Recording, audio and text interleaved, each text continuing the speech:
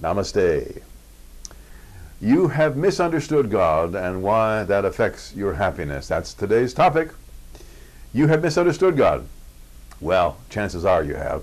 For millennia, humans have misunderstood the gods or God. They thought the gods could do something about the problems humans face. Long, long ago, of course, people thought that the gods affected everything in their world. The world's largest religion is still animism. Animism is essentially believing that there is a non-worldly spirit in each object, tree, rock, mountain, cloud, wind, etc. So if folks directed their attention or worship toward these objects properly, those folks could get those spirits to respond as was needed. As I said, this kind of devotion still exists in abundance in the world today. Then some people graduated to larger gods, gods that rule the sky or the winds or the oceans or the netherworld.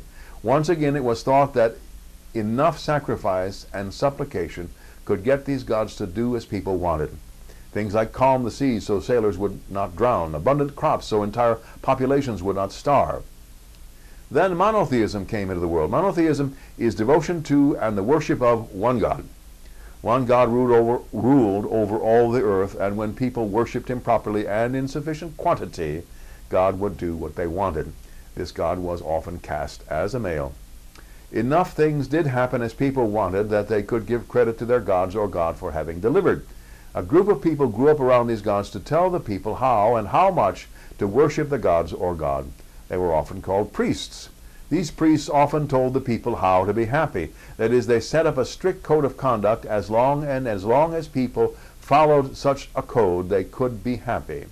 Because the priests had the power of the gods on their side, the ordinary folks believed the priests and followed their instructions. So their happiness depended on their conduct. And that is where things stood until recent human history. I'm afraid that there are still many people who depend upon their conduct for happiness. I do not mean people ought to run wild with no restraint. I mean that when your happiness depends upon how you conduct yourself in relation to gods or God, you are mistaken. You have placed your happiness in mistaken territory. The vast consciousness that is the universe does not need your conduct. The cosmic consciousness does not need your worship or pleadings or anything to respond to you. But in that mistaken territory, people still believe that if they conduct their lives in a certain way, they will get what they want from their God. Cure for cancer, new job, kids out of trouble, all these things and much more they believe will be forthcoming if they treat God just right. Perhaps just enough prayers and all will be well. I'm sorry, but it does not work that way. The cosmic consciousness is on your side right now before you do or say anything. What taps you into that consciousness is forging a link, a connection between you and the cosmic consciousness. You do that through meditative type applications. In other words, through such applications as meditation, you forge a link between you and the cosmic consciousness. In this eternal bond, you find your true happiness. But you do not have to behave in a certain way in the outside world. You do not have to deliver so many hours of worship or so many words of prayer to feel this cosmic consciousness on your side. All you need is that nexus between you and the cosmic consciousness.